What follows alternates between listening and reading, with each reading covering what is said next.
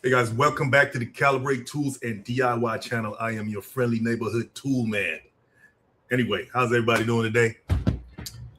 Tyler the Live, guys. Tyler the Live. Why are mechanics quitting in record numbers? Yeah, I've been coming across this issue lately, and of course, I'm curious about that. Right? What's going on in the industry that's making these mechanics not want to deal with it anymore? They don't want to. They're hanging it up, right? They're moving on. So let's dive into that, guys. Without further ado, let's see what's happening. Let's dive into the research here. All right. How big is this problem? Well, it says the Bureau of Labor Statistics tracks over 70,000 open positions for automotive service techs every single year. Meanwhile, only around 39,000 new techs graduate from their training programs annually to fill these positions, right? That's a big gap. That's about 30,000 open positions that are not being filled. Okay. So what's happened here? I said it's not about enough new people coming in. It's about the people already in the trade that are choosing to leave. One industry survey found that nearly 8 in 10 working technicians, that's about around 80%, say they've seriously considered leaving the field altogether, right? Just not wanting to deal with it. All right. That's a lot of people getting burnt out, guys, on being a mechanic. All right. And there has to be underlying reasons why this is happening. Okay. So because the majority of these mechanics are just bailing out. And what's happened? Please, somebody enlighten me. One auto industry commentator who spent years inside a dealership put it bluntly in a video, a viral video. Like I said, I've been seeing a lot of these videos. That's why I'm doing a topic on this. Says he predicted that more than half the people currently working in the automotive industry won't still be in the industry this same time next year. That's not a scientific study.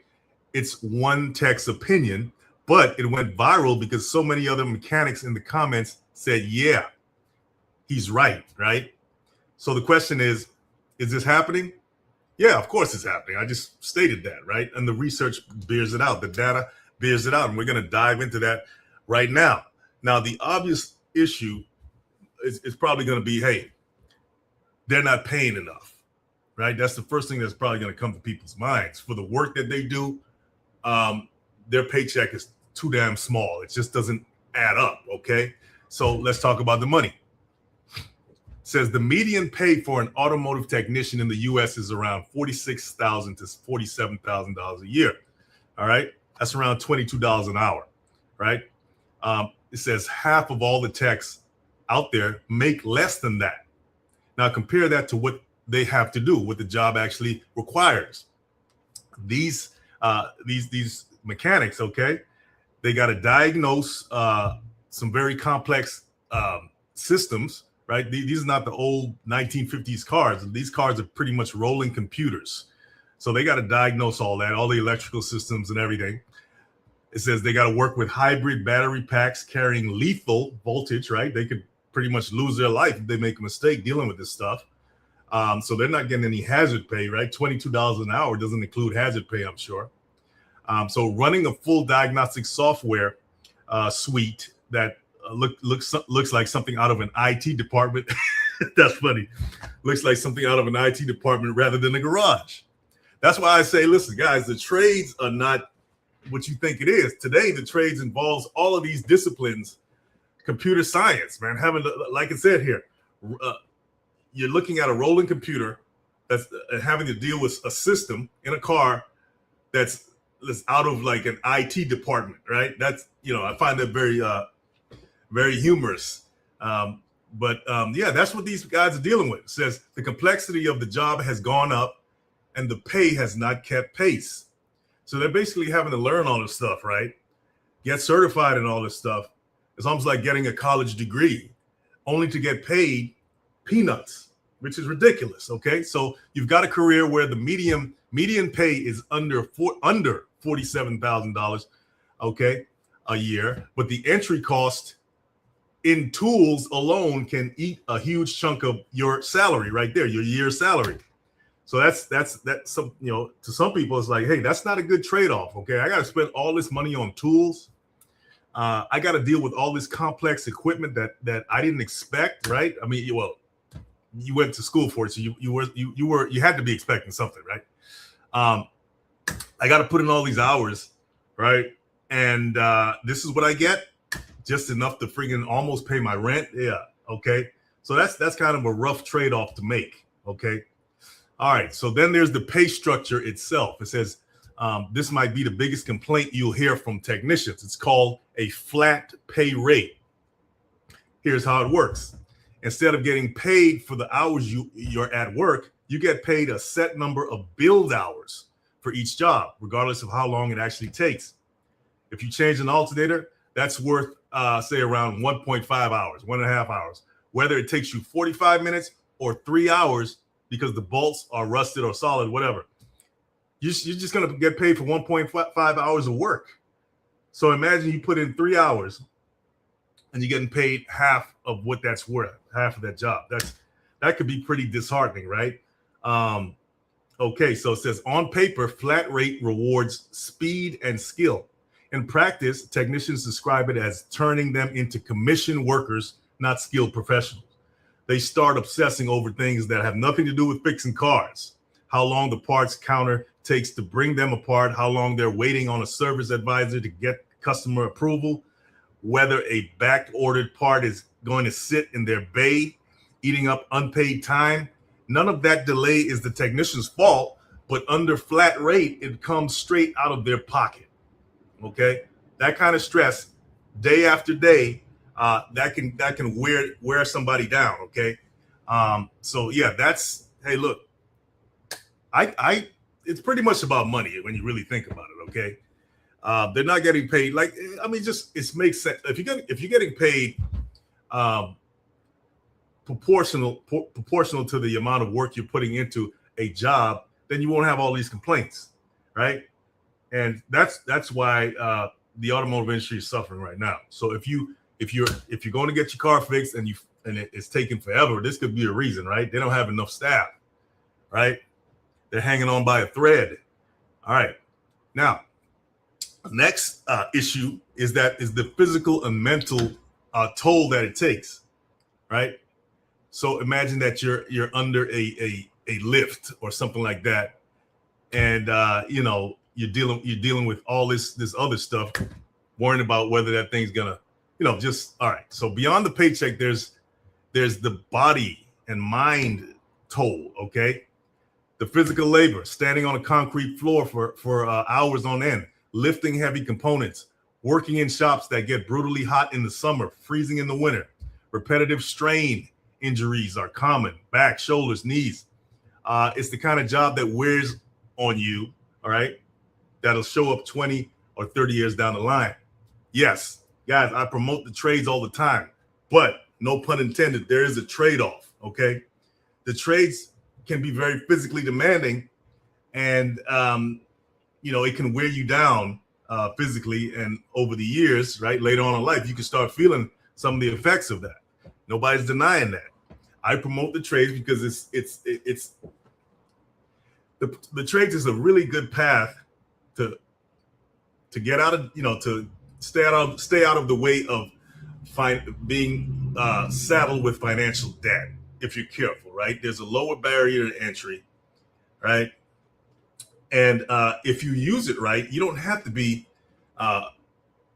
in the trades forever, right? But you can at least use it to build yourself up financially and create generational wealth, right? Okay. Let's see here. It says, add to that the customer-facing stress. Mechanics deal with people who are often already upset. Their car broke down. Well, you know how these guys, you know, you go to the mechanic and your stuff's not fixed right, or it's not fixed yet. And so that mechanic is having to deal with not just you, they're having to deal with everybody else that has the same, you know, that's frustrated because their car's not done yet. He could be waiting on a part, right? He could be, you know, all kinds of things to be going on that he has to explain to you. So he's dealing with all this stress, dealing with customers. If, you know, especially if it's his own shop or something like that. If he's working under somebody, He has to deal with the fact he's not getting paid enough just to deal with all this, all the stuff he has to deal with. All right, so let's see. Workplace culture, all right? Like, so if you're working in a company or something like that, it says the recurring theme in interviews and online testimonials from technicians is management that runs on pressure and yelling rather than support. Nobody wants to be in that kind of hostile work environment where somebody's looking over your shoulder screaming because you haven't met a quota or whatever, or they don't like you or whatever, right? You're dealing with that, right? One story that circulated recently described a technician who got seriously ill. He was given time to recover and then was let go within minutes of returning to work. Stories like that spread fast in tech circles, okay? And they shape how the next generation sees the trade before they even start out, okay? Let's see here. Younger workers entering the trades right now are simply less willing to tolerate that culture than previous generations were. They're not staying in jobs that damage their physical and mental health just because that's how it's always been. When a shop can't offer better pay and won't offer a better environment, the next exit becomes an easy decision. Look, these companies they're gonna learn one day to treat their employees, who are the backbones of their business, right. And I'm not just talking about being nice to them. I'm talking about paying them what they need to be paid, right, to come back, and creating a more harmonious work environment. This is, instead of, some kind of chain gang or slave driving environment, right? Nobody wants to come to work and deal with that crap. All right. Let's see here. Then there's the career ceiling. Okay. What's that? All right. So it says in a lot of smaller independent shops, there simply is not a next step. You start out as an entry-level tech, you become a mid-level tech, and you eventually may become a lead, okay? And then that's it, all right? That's it. That's as far as you're going. There's no defined path upward, no management track, no ownership pipeline, unless you're independently saving to open your own shop, which is, that's a whole nother can of worms right there, all right? With the financial risk of doing that, especially in today's economy, right? So, look, if you don't see a future, right, or if your future is very limited and you're the ambitious type, and let's just say you say, look, I'm not going to work for somebody. I'm going to start my own shop. But you need the financial reserves to do that, right? Right? Or you got to go try to get loans out and all this other stuff. It could be very, discouraging when you start to look at your prospects. So that could turn a lot of people away. So you have to love what you do in order to just keep going. Right. All right. So compare that to other skilled fields where there are clear steps, right? Clear rungs on the ladder, for, like, say, apprentice to journeyman to foreman to supervisor to business owner, each with a pay jump attached. Look, guys, I've been going in and out of the ports of Los Angeles as a trucker for a very long time, many, many years. And those longshoremen, you talk about steps up. Yeah, it may take a while to get to where you want to be. But once you get in, you can work your way all the way up to, say, a boss. And you're talking about commanding like upper six-figure salaries right there. Okay. So look, you don't, in the mechanic world, you're not looking at that. You just might become a lead in a shop and that's it. Right. And then you have to deal with corporate and all that other stuff without even having a path upward, unless you're really, really dedicated to doing it. All right. Hold on a second here. All right. So now next thing to look at is the technology shift. Okay. It says modern cars, like I said, guys, these are rolling computers. All right. You have all these advanced systems, these cameras, these sensors, these software upgrades, electrical systems, all this stuff is way different, okay, than what it was back in the 50s when you could just pop the hood open and you could pretty much crawl in the hood and fix something. Can't do that now. You can't reach that part like you used to be able to reach, right? And so, like I said, as a mechanic, it's almost like going to school again, right? It's almost like getting a degree again. And I really mean that, right? To learn these systems is almost like becoming an electrical engineer in a sense. Mechanical engineer, electrical engineer, all in one. Okay. And so if so yet some guys they just don't want to deal with it, right? It may be too much for them. They don't want to put in the time to have to learn all these systems. And like I said, it comes back to compensation. If they're getting paid, you know, something that's proportional to the knowledge that they have to gain and the skills that they have to learn, then you have more of an incentive to go ahead and hunker down, put your head down, and learn the stuff and become a master technician. But once again, I think that's the foundation of this whole problem right here. The pay is just not enough for everything that they have to go through, right? It's not enough to push them forward and dedicate themselves to the craft, right? So that's another thing, because technology is just going to keep on going, right? Damn, we got driverless cars now, let alone electric cars. And so they got to learn all these new systems that are coming about, okay? And so if the money doesn't look right, I mean, don't expect people to stick around and get yelled at for, you know, just, I mean, at the same time. No, it's not going to happen. Okay. So you got hybrid electric cars. Okay. All these different types of cars, different types of systems require different training protocols. Okay. So they got to learn all these different systems, not just one system. It says veteran mechanics who built their skill set on a mechanical understanding of engines, transmissions, combustion systems. For those guys, it's a real shift in identity, right? They got to really look at themselves and say, hey, am I cut out for this? I've been doing it the old way for 30 plus years. Now I got to learn this. It's almost like somebody having to, go back to school who's been working on a job. Otherwise, they won't be able to compete with the newbies, right? That can challenge a lot of people's egos. And, and in a lot of cases, they have no choice because technology is not waiting for you to learn it. It's going to, so if you don't learn it, it's going to pass you by, right? So that's going to weed out a lot of people. It says some techs describe feeling like the trade they trained for doesn't fully exist anymore. They're being asked to become software diagnosticians and electrical engineers without a proportional increase in training, support, or pay to match. Just, that's what I just said. All right. So they're like, hey, I'm out. You know what I'm saying? I'm going to try to jump into something else, or maybe move to a small town where the cars are not as, it's not as advanced or something like that. But that's the price of technology. It's just going to weed people out, man. That's just what we got to deal with. Shops that invest in an ongoing training and the right equipment can bring their technicians along on that transition. But a lot of shops don't do that. They expect techs to keep up on their own time with their own money for a trade that already doesn't pay them enough to absorb that cost. The gap between what the job now requires and what shops are willing to invest in their people is pushing experienced technicians out the door right when their experience matters the most. Okay.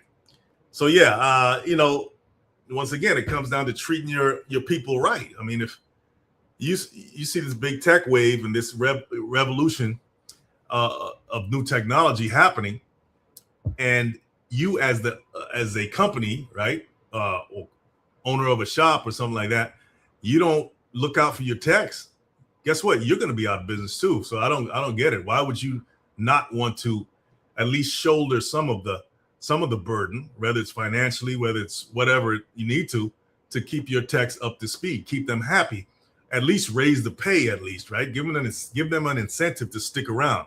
So I really don't get it here. Why you wouldn't do that? To me, it's like, okay, you're not dedicated at all. Even if you're an owner, if you had to think for 30 years, you're probably ready to hang it up too. Then there's the image problem. Okay, so let's see what it's saying about that. It says, for decades, the message in schools has been consistent. If you want to be successful, you go to a four-year university. Guidance counselors historically haven't pushed trade careers. Guys, I've been saying this forever. All right, there's a stigma on just being a mechanic. They think you're some grease monkey person, and that's and they don't understand. Most people have this ingrained in their minds, like most people with we all have biases. Most of us do, right? That so people don't want to walk around with that stigma. That's a mechanic, right? A young person saying, "Oh, mechanic." No, you are an automotive technician. That's why they changed the name, man. They gave you a fancier name, automotive technician, right? But that's not enough, right? So that's one of the reasons I started this channel, is to try to break or dispel that stigma and get people back to the basics and looking at the trades as just as demanding, okay, intellectually demanding than any other trade. Okay, I think it's even more intellectually demanding because you're not just using your head, you're using your brain and your body and your hands, right? Which I think requires more skill than anything else. Okay, so yeah, there's that issue. We don't need to talk about that too much. I've been shouting that from the rooftops forever. So what's being done about it, guys, and what isn't being done? It says some shops are trying to fix this, and it's worth naming what actually works, because the fixes are not mysterious. It says shops that raise their base pay or move away from the flat rate toward an hourly plus incentive model. These shops that are doing this, they report better retention. Okay, people are not quitting as fast. Shops that invest in ongoing paid training, especially EV and diagnostic training, that's electrical vehicle, if you didn't know, they keep their senior technicians engaged instead of watching them get left behind by technology. And shops that build a genuine culture of respect, safe working conditions, recognition, okay, actual career paths, give them something to look forward to, all that, right? These are people that are waking up, okay, and these are the shops that are going to survive this technology revolution, okay? So the catch is that these fixed costs, these fixes cost money, okay, and they require owners to treat their technicians' retention as a real business priority, not an afterthought. I think that's one of the most important sentences that I just read to you guys. When a company or a business treats, okay, their technician retention or whatever, employee retention as a priority in their business, then those are the companies that are going to survive, right? Because they're being proactive, right? They're looking ahead and saying, listen, if we don't treat our people right, we're not going to have a business. We're not going to have anything. And so I think that's one of the most important lessons to learn here. It says a lot of shops, especially smaller independents shops operating on very thin margins, haven't made that shift. And until enough of the industry does, technicians will keep voting with their feet. Well, if a shop has very thin margins, they can't even afford to pay people more, right? They can't afford to provide like training for the new tech coming out. They're just barely surviving. So that's kind of a hard situation to be in. All right, guys, tell me what you think in the comments about that, because it's been blown up all over the place. So let me know what you think, and I'll see you in the next one. Take care.